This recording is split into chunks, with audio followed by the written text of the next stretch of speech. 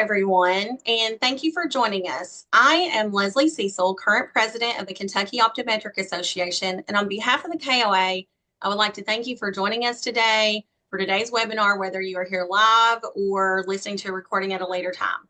The KOA is pleased to host this training session for all Kentucky optometrists and staff to help equip our profession for the new driver's vision testing requirements, which start next month, and to also share many answers to questions that we've already received from across the state from our colleagues. At this time, it is my pleasure to introduce Dinah Bevington, the Executive Director of the KOA, who will provide an overview of today's webinar and get us started. Dinah, I will turn it over to you. All right, thank you, Dr. Cecil. I know that several are still getting added right now to the webinar, so no fear, you have not missed anything yet. Wanted to provide a broad overview of what we're going to cover so that you know what to expect. First, we will hear from the Transportation Cabinet. The Cabinet has already been tasked with the full driver's licensing requirements, and now they have the vision requirements that they're responsible for. So we will hear from the Transportation Cabinet about the processes and some additional insight. Then we will dive through, the KOA will walk you through the actual certification form and some answers to questions that you have already submitted. So we will do that. Throughout the webinar, you are welcome to submit questions at the bottom of your screen. There's a Q&A where you can submit questions. We hope that we're going to answer a lot of those throughout the presentation itself, but the ones that we do not, we will answer at the end. I want to let you know that this will be recorded. All of the information that is contained in here, you can get at any time from the KOA. So don't panic about that. We can review this as needed. And you can always contact the KOA. We will have for our members a specific place on our website full of resources for you to help you navigate this. So without further ado, I would like to turn it over to Commissioner Matthew Cole, who is the Division of Driver's Licensing Commissioner at the Cabinet. He and his team have done an amazing job trying to navigate these new changes.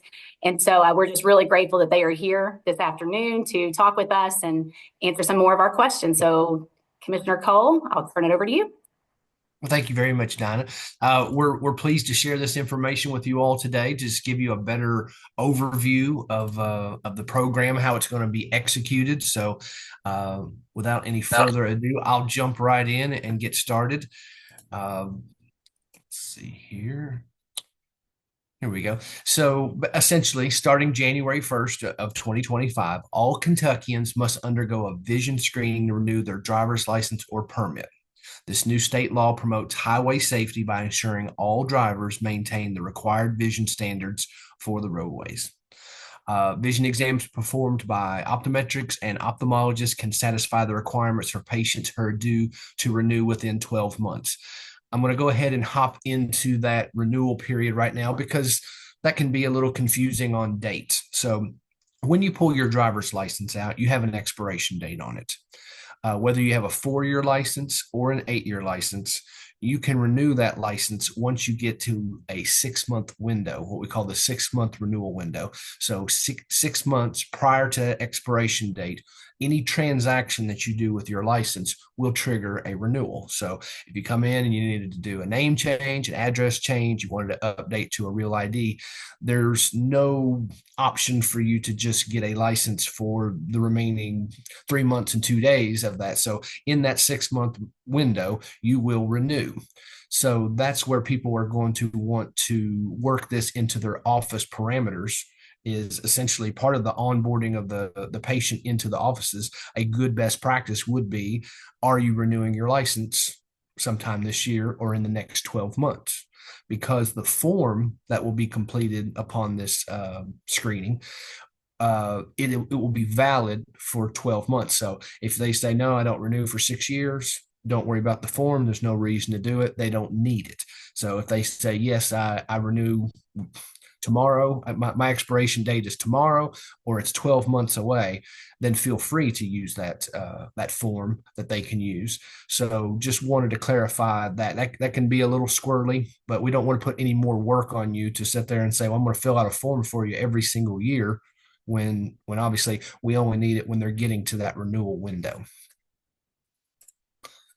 So the two options for vision screening that all Kentuckians will have will be option one, and that's to come into a KYTC regional office. They're going to use the same little Optrex 1000 box that everybody used when they turned 16 and they had to go see KSP and do your permit test. It's the exact same machine. It's the exact same process. That is free to everybody. But then the second option, which is that vision specialists and medical professionals can also do vision screenings, eye exams, and provide the form that we've created, so that can be submitted online. Our IT team is working on putting that extra layer into our online renewal, so they could just simply upload the form there to kind of say check the box for this type of the process. It can be attached to a mail-in form. So if somebody says, I'm not real technologically savvy, I'll just take a renewal form. I'll add this vision screening form that I got from my eye doctor. I can send this in. So those are two options where you won't have to go into the office, or the person can make an appointment or be a walk-in, bring the form that they got from their doctor and submit it at that time. At that time, we would not do vision screening in our office because your form would supersede our part of the process. Moving on to the next slide, this shows the visual acuity and visual field requirements in accordance with KRS. In our office, to pass, they would have to do 20/40 or better, horizontal visual field of 30 degrees left and right, and vertical visual field of 25 degrees. When it comes to corrective lenses, we want them to wear the lenses. We want them to wear the glasses. We want them to be in driving condition. So some people think, well, I can't pass that without my glasses. We wouldn't begin to ask you that. We want you to be able to use your corrective lenses to make sure that you can pass the thing, because it basically comes down, can you see to the state standard or not?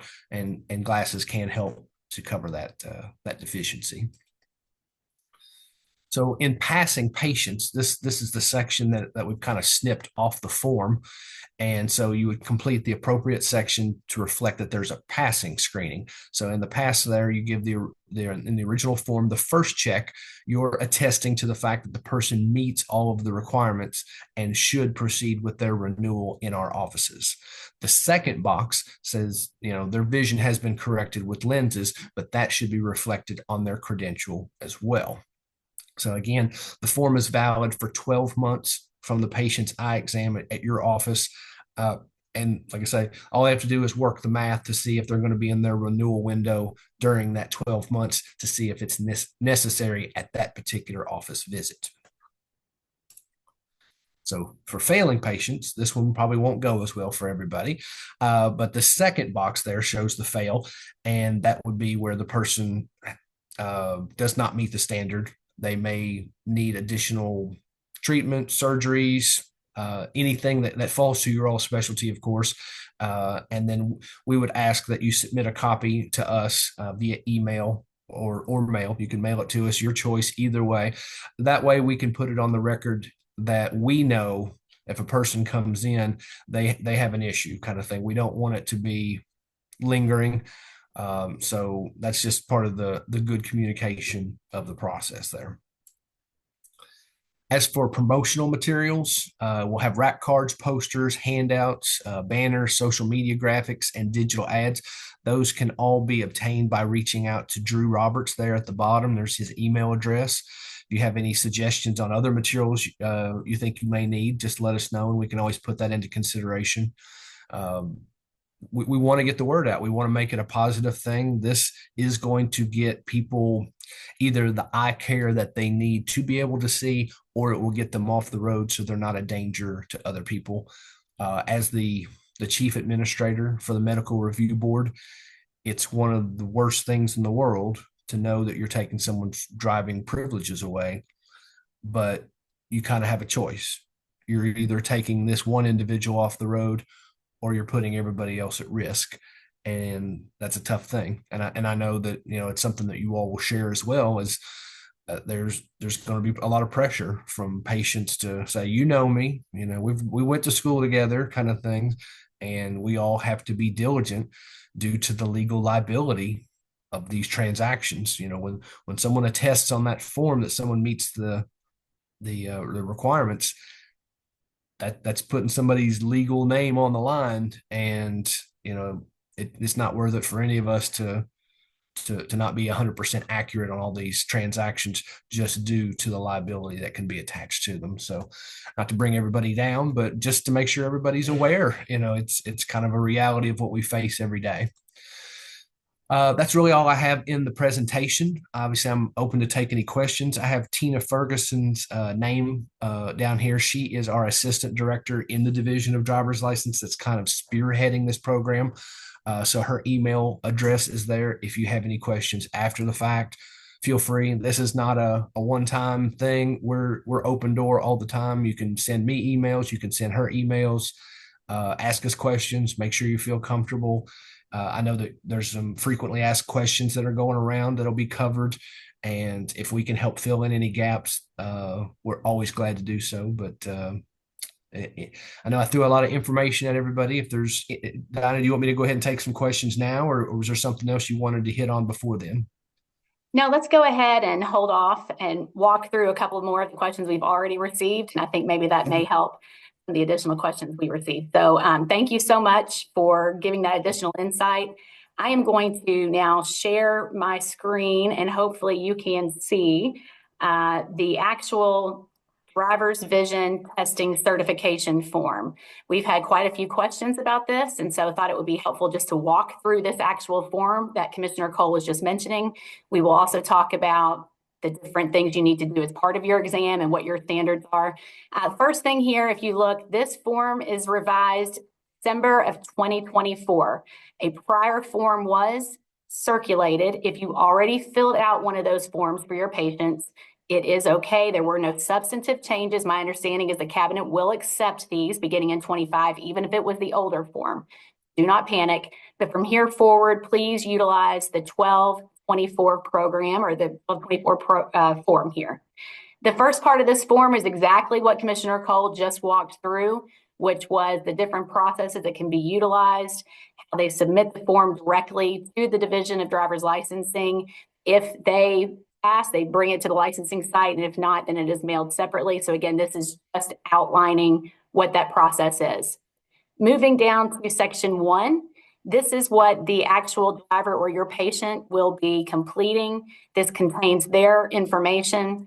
There is also a very important block here where they attest that the information that they are providing is accurate and that their vision form can be released to the transportation cabinet. I've had questions asked about patients who may refuse to let the form be released. I would recommend, and I believe that most would recommend, that you have them go ahead and attest that they can release this form and sign it and date it before you move further. That way the form, you have all the proper authority that you need to forward it along. Section 2 is the big section for optometrists, vision specialists to complete. The first paragraph here can appear a little tricky, and what Commissioner Cole mentioned was the 2040 visual acuity. That is what is tested at the regional licensing site. This first paragraph outlines what that initial test is and what those initial standards are. It is 2040 or better at the regional licensing site or at KSP, with a horizontal visual field of at least 30 degrees to the left and right, and vertical visual field of 25 degrees above and below fixation. That is the initial test. If a person that is examined during this initial screening does not meet those requirements, they are then referred to the vision specialist, which is you all. The vision specialist acuity standard is 20/60 or better in the person's better eye. So that has not changed. The only thing that has changed is that this 2040 is now referenced on the form that you are seeing. But typically, when an individual is referred to a vision specialist from KSP for their initial licensing, they just said they did not meet the standards, and you were testing for the 20/60. So do not let this confuse you. The visual standard for a vision specialist, the acuity is 20/60. Had some folks think that maybe it has always been 20/40. I think there may have been some changes in the early 2000s, but this is what the change is, and nothing within these new requirements changed that piece.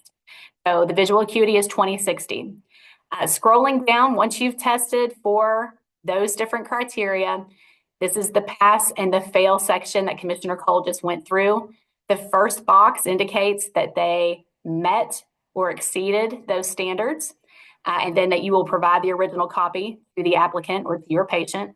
The second box here is where you would indicate if corrective lenses are mandated. You do not need to indicate any specific medical information about these patients. It is just completing those 2 boxes if they pass.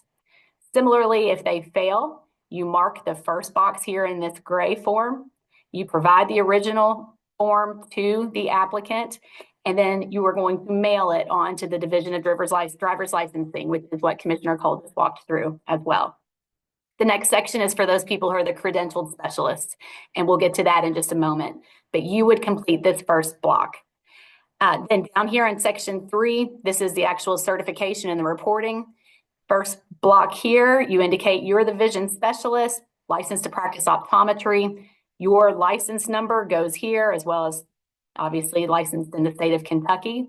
There are out-of-state vision specialists who can complete this form, and they will complete that with their license number in their state. Moving down, the form will only be valid if signed and completed less than 12 months prior to the date of application or renewal. So you would indicate right here the date of when you examined this patient. And as long as that date is within 12 months of when they go to renew their license, this form will be accepted. Then certify here that you performed the exam and that the information is correct, and then simply put in your contact information here below. Section 4, we'll address in just a moment, is the opportunity for an individual to appeal your decision if they do not agree with your denial. And so that process is set forth here and how they go about appealing that decision. And we'll talk about that in a little bit as well. That's the actual form that you will have. Again, to get copies of that form, you can contact the KOA, and we'll be happy to do that as well. And then we'll have an additional place where you can request that in just a moment. I'm now going to go through a PowerPoint of some of the most pressing questions that we have received. Let me see if I can get this started. Let's do slideshow.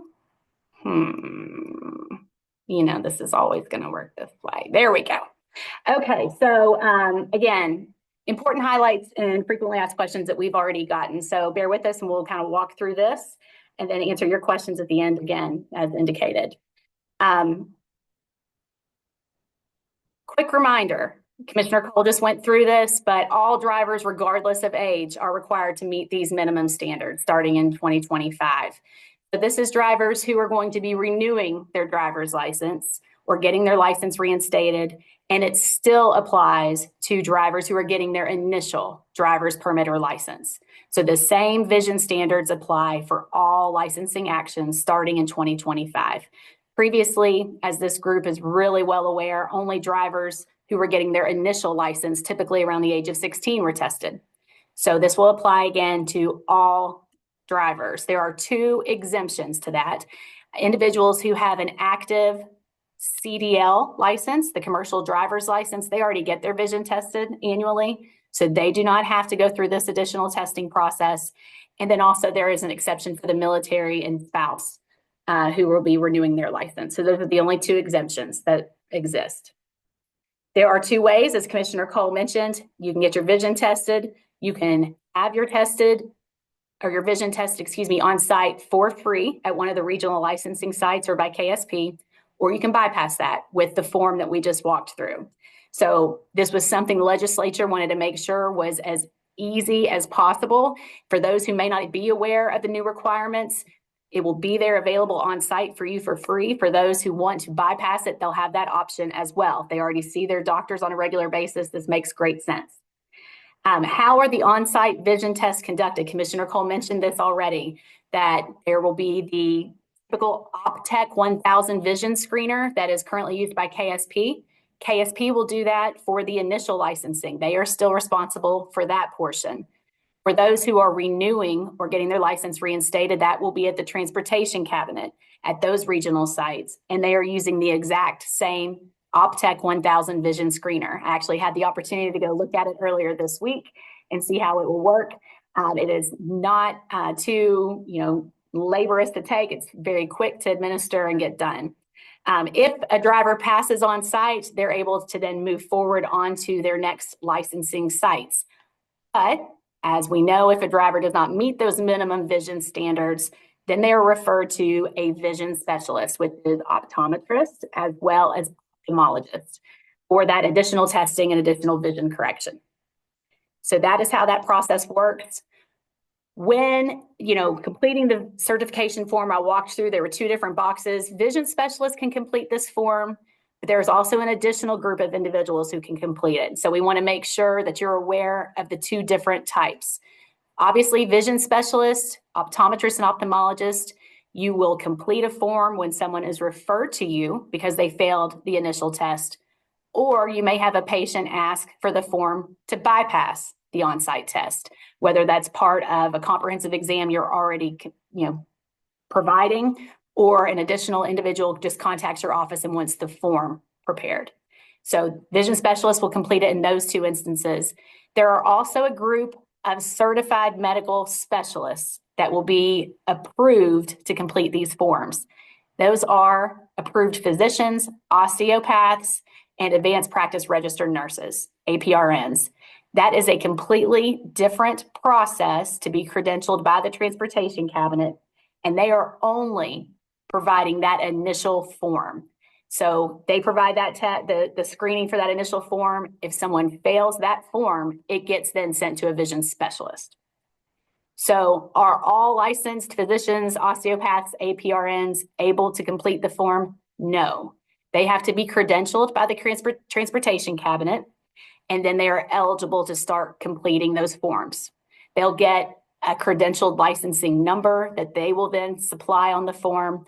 And then if the person again fails at that point, they're referred to the vision specialist. As an optometrist, you do not have to be credentialed. You do not have to take any additional steps before you start completing these forms. You are defined in law as a vision specialist, and you already have the authority to conduct these additional exams based upon your training and knowledge. So again, 2 separate groups, but again, vision specialists do not have to take any additional steps before completing these forms. Back to the minimum vision standards that we highlighted a bit ago.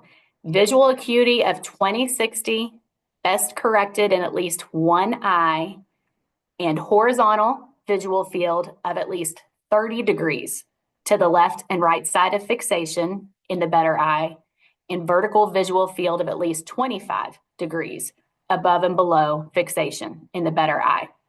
This is the only thing that has had a slight change. Currently, when testing for the initial licensing, the horizontal field was 35 degrees. It has been reduced to 30 degrees to accommodate many of the tests that are utilized to test visual field. And we felt that 30 degrees was appropriate, and working with the Transportation Cabinet, they established it at 30 degrees based upon that recommendation. If a person meets or exceeds these standards with the corrective lenses, then they are mandated and restricted to use those corrective lenses whenever operating a vehicle. So this is the standard that you are testing for as a vision specialist. And again, these are minimum standards just for license renewal. The visual acuity standard is different when tested by vision specialists. As indicated, the 20/40 is what is done at the initial test conducted on site. 20/40 is the minimum visual acuity for tests conducted by the certified medical specialist when completing the form. 20/60 is the minimum visual acuity for tests conducted by vision specialists. That has not changed. So again, if you continue to have any questions or concerns with that, please let me know. But the 20/60 is the acuity. So looking back at the form that we just went through, some frequently asked questions.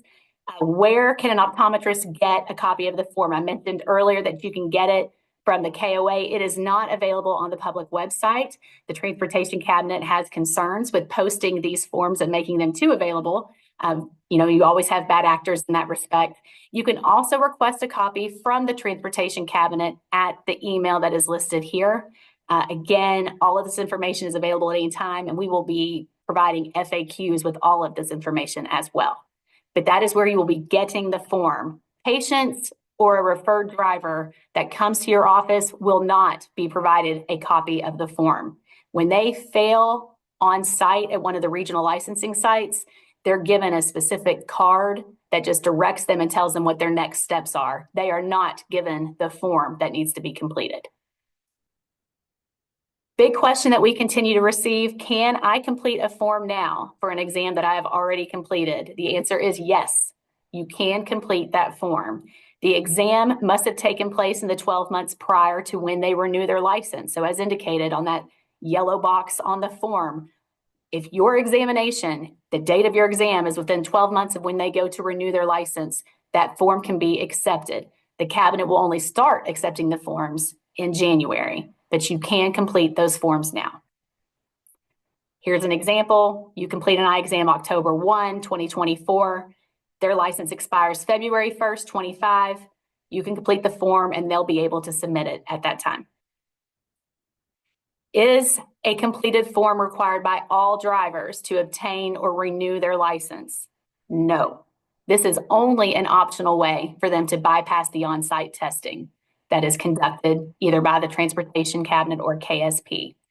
The only time that a form would be required is when they have failed that initial screening, that initial on-site testing, and are referred to a vision specialist. Again, that initial testing can be done on site or by one of the other credentialed specialists, but they will then have to bring the form with them. As far as your responsibilities after you complete the form, if they pass the minimum standards, as indicated, it is their responsibility to bring the form when they go to the Transportation Cabinet or KSP. You do not forward an approved form. It is recommended that you give the original to the patient and always that you maintain a copy for your records, but it is their responsibility to maintain that form and submit it on their behalf. A little bit different if you have an individual that failed the minimum standards. You must email or mail a copy of the failed form to the Division of Driver's Licensing, as Commissioner Cole indicated. The email address is here, as well as the address to mail the actual form. It is also included on the form. So you will see that on there and it will direct you what you need to do. Had a concern about emailing because at one point, on the form it asked for not just their driver's license number, but the social security number if they don't have their driver's license. You always want to make sure you are using a secure email. If you have concerns with that, mail the form to the Transportation Cabinet. Those are the two ways that they are willing to accept it. Provide the original still to the patient and maintain a copy for your records. So in all instances, you want to give the original back. You want to keep a copy. The only time you have to mail it on is if they fail. Am I required to maintain my copies in any particular manner? No. It is up to your business practice how you maintain these forms, as well as what process you use whenever you complete them. Obviously recommended you maintain a copy of the forms. Frequent question we get is, where on the form do I indicate that they are restricted to driving with the corrective lenses? We walked through that earlier. That's in that section 2 portion in the green section. There are 2 boxes in that pass section. The first box says they make it. The second box says that they need to be restricted. And so all you do is mark that second box. Here are some really quick and easy questions that we got about the form. Does it have to be in color? When I provide a copy, does it need to be in color? The answer is no. Transportation Cabinet has advised that color copies are not required for them to accept your forms. The colors are used really to make it easier for you to complete and to break it apart a little bit, but black and white copies are acceptable. Can I email a completed form to a patient as opposed to giving them a copy, or can I also send them an email copy? Yes.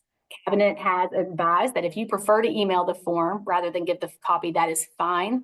The providers are encouraged always to maintain a copy of anything that you email. So just always keep that in mind. Can I use a stamped signature when completing the form? Answer is yes. Transportation Cabinet says that that is acceptable and they will accept that form. This is a pretty frequent question that we have been asked and want to make sure that we kind of dive into this a little further. Can I charge a fee for completing a form? Yes, providers are permitted to charge fees for completing medical forms. However, you should carefully consider that the fee is based on the amount of work that is actually involved. and also make sure you notify your patients. So, looking back at the form, there's a lot of writing on it, but it's actually pretty easy for providers to complete and submit that form. It was intentionally done that way. It is not requesting specific health information in order for it to be pretty easy for your office or for you to complete that form. In most instances, optometrists will likely be completing the form as part of a comprehensive exam, which would not warrant any type of an additional charge in most instances. However, I was contacted by a clinic and want to share this information in regards to a situation where they feel they may charge to complete the form. And that is when an entirely new patient reaches out and just wants the form completed. Similar to how they would reach out to a credentialed medical specialist. They just want the form completed. They do not want a comprehensive eye exam. That particular clinic thinks that they're going to get a lot of those requests. What they plan to do is to create an intake form, taking the basic demographic information of the patient along with a signed disclaimer that indicates that a comprehensive eye exam is not being performed. The form itself and these minimum standards do not require a comprehensive eye exam. You may determine to do that within your discretion, within your medical practice, if that's what you want to do, but it is not required. So their intake form will indicate that they are not performing this comprehensive exam, that the individual acknowledges that, and that also on the form that they will be taking or being charged an administrative fee to complete this action. So in this instance, they're considering $15 for the completion, the administrative work there, but it will be whatever you decide. As far as how you go about this, each office will be different. Your office may be able to accommodate these types of one-off requests. You may not be able to accommodate it. It is entirely up to your discretion and your administrative practices. The only formal thing that you really need to keep in mind is that there is an ethics decision from the AMA saying that these forms really, that any charges that you charge, any fees that you charge for any medical form that you complete, whether it be an FMLA form, whatever it might be, it needs to be reasonable and based on the amount of time that you spent. So again, you can, but there are certain things to keep in mind. If you have any questions about that, we are happy to walk you through that as well. Can optometrists in another state complete these forms? Yes, we already talked about this. As long as they're fully licensed in another state, they will simply indicate what their licensing number is. They're a vision specialist. They can complete those forms. Actually, out-of-state medical specialists can also be credentialed. My understanding, they've had a few that have reached out and wanted to do that as well. We have several bordering states that will have drivers that ask for these requests. So they are able to submit those forms. Can a driver appeal a failed form? This is really important as providers when you're treating patients and you're conducting an exam and you're telling them that they do not meet these requirements. Again, these requirements were established by the legislature and by the Transportation Cabinet. You are simply completing your form and saying that they do not meet those standards. But yes, they can appeal that decision. They have 20 days to appeal the form that was submitted, and it goes to a separate entity called the Medical Review Board. All of that process is outlined on the form. Commissioner Cole also highlighted it as well. The Medical Review Board is a completely separate entity within the Transportation Cabinet. They've got different standards. They have a different process of reviewing situations. So please keep in mind that the Medical Review Board standards, or when you're asked to complete examinations per the Medical Review Board for an appeal that's pending, this is very different from when you are doing these minimum standards for all drivers. So again, an appeal of this is an appeal of the minimum standards that then goes to the Medical Review Board. You are not responsible for having to do all of the different requirements that are currently in place for a Medical Review Board examination. If there are questions about that, we can answer that as well in a minute. So switching gears, huge question about what exactly is required. If you're saying we don't have to do all the Medical Review Board requirements, what is required for minimum vision standard testing? Are there any specific visual field or acuity tests that are required? No. There is no specific type of exam that is required by law. An optometrist can use your medical discretion when determining the best way to test these minimum standards. For example, when you're testing a visual field, you may first utilize confrontation testing as you currently do. If that is what you would normally utilize in this instance, you have the authority to make your decisions on the best manner to test for these vision standards and otherwise appropriately treat your patient. This was a really, really important part of our discussions with the cabinet as they were deciding what processes would be required throughout the regulation process. The KOA pushed to make sure that medical discretion still remains in place and that you are not required to use any particular test. Dr. Carolyn Munson, who is the current legislative chair, was very involved with these discussions. And Dr. Munson, if you would not mind to elaborate a little bit further about why this is so important and why there are no specific tests required. Absolutely. Thank you, Dinah.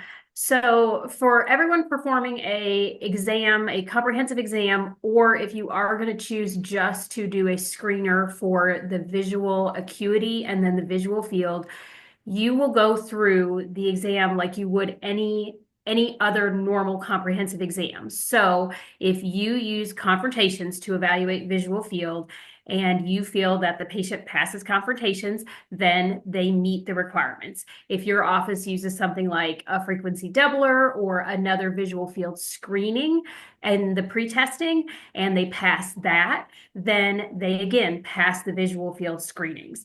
If you have someone that comes in that's had a stroke and they have a whole, left side loss or right side loss or both, and you look at that and you do your confrontations and they fail, then medically we would normally, as a standard of care, then proceed to doing a visual field to more accurately look at that visual field using something like a 24-2, a 30-2, or maybe a 120 screener.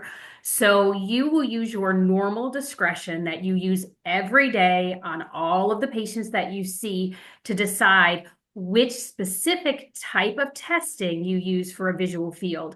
But we did advocate for the optometrist and ophthalmologist to not have to use a specific test for the driver's license renewal. This is a completely separate topic from the medical review board that does have more specific requirements of what tests are used. But for the purposes of driver's license renewal, it is what you normally use in your comprehensive exam to evaluate the visual field ability of the patient in front of you. Great. Thank you very much for clarifying that. And I know that you're going to be available to answer any additional questions as well as we move forward. So when, the question is, when you're signing this form and you're attesting that they meet the minimum visual standards, do you need to provide copies of those test results? The answer is no. Obviously, this indicated we have no formal visual field that must be done. If you do decide to do that, you're always encouraged to maintain copies of those records. You should document exactly like Dr. Munson said, what you did to establish that the minimum standards were met. But in no instance will you be sending medical records or supplying that along with that driver vision certification form. So document in your file, make sure that you've got that, maintain copies, but you do not need to forward those along. Another question, am I responsible if a person does not wear their mandated lenses and they cause an accident? No. If you advise the patient of the restriction and you also indicate that on the form that their driving is restricted, the burden is on the patient to adhere to the requirement. You are only attesting when you fill out this form that they meet those standards at the time of your examination. And then you are setting whatever limits at that point that they need to also keep in mind. So going further on that, if you feel that additional restrictions should be placed on a patient, they meet the visual field, they meet the acuity standards, but they have a condition, cataracts, something that should prevent them from driving at night or other limitations. That is not what you are testing for or indicating on this form. You are only indicating that they meet these minimum standards. You should, as always, if you feel they can safely operate the vehicle and meet these standards, but have some limitations, you should counsel your patient as usual. Document that you counseled them and told them what they should be doing. And then if you feel it is appropriate, then you refer that to the medical review board. There is no mandatory requirement right now to refer those situations to the medical review board, but in your professional discretion as you handle these issues, nothing has changed in that regard. You document in the file the guidance that you've given, But you are, again, only talking about these minimum standards to drive, not any additional things that you think a patient needs to keep in mind. So, am I required to see a person that has been referred to a vision specialist? We expect a large number of increases of individuals who will be looking for vision specialists to fill out forms once they may not meet the standards at the regional licensing site. You get a call at your office. Do you have to see that individual? No, there is no legal requirement for you to examine a referred patient. And there's also not a requirement to see them within a specific time. We recognize there's going to be a time crunch in many of these instances. That is not something that you have to do. Many optometrists have full schedules already, and it's difficult to accommodate requests, but you really are encouraged to assist when it is feasible. And so when your offices start considering that, how can you accommodate these referrals? Go ahead and start making those plans now, especially if you know that there are a limited number of specialists or optometrists in your geographic area. This is a public policy that we support. We don't want to make it difficult for individuals to safely operate motor vehicle. Again, it might create additional headaches and strains in your office, but we also want to be as accommodating as reasonably possible.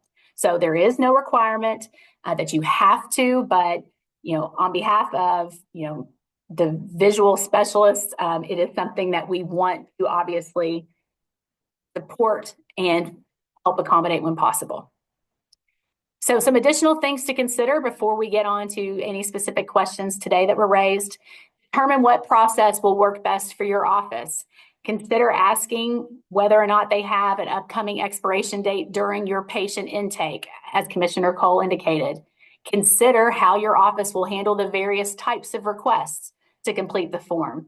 As indicated, if you have an office that may receive a lot of calls just to complete the form versus how you will work that into your comprehensive exams, consider how you are going to administer this additional, request that you may receive. And then the additional resources that you can place in your waiting room or in your patient communications. And you saw earlier how those can be requested. They are available. The KOA can also assist in helping get that word out within your office. Another huge part that you can do as a vision specialist is educating others. Reassure patients and others that this is going to improve the safety of Kentucky roads. And most importantly for this group, these new requirements are going to result in improved overall vision health. We know many things will get caught that may have gone undetected. So again, reassure others that this is actually a really good thing for the Commonwealth. Big important piece to hopefully, avoid some additional stress is that individuals can renew their driver's license up to 6 months before the expiration date. No one should be waiting until the very last date to get their license renewed. That will help avoid the urgent last minute request that you get, the individuals that are told, right when they need their license that now it's expired and it cannot be renewed. This is a renewal process. Licenses are not being taken away, but they cannot be renewed. I was asked whether or not the cabinet can extend the renewal time if someone is having to get an additional vision exam. That will not happen. They cannot extend that time. So help get the word out that early renewal will make it easier for everyone. And then also, driver's licenses can be renewed as indicated every 4 or in some cases 8 years.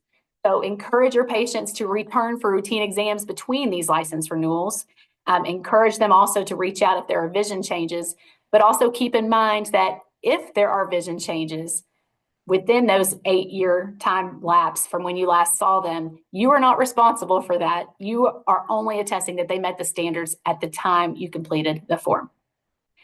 So that actually gets through all of what we had wanted to cover, our prepared material, Dr. Cecil. And so I know that we likely have had some questions submitted and want to see now if there's anything that we need to address at this time. I think Dr. Munson has done an excellent job keeping up with all the questions.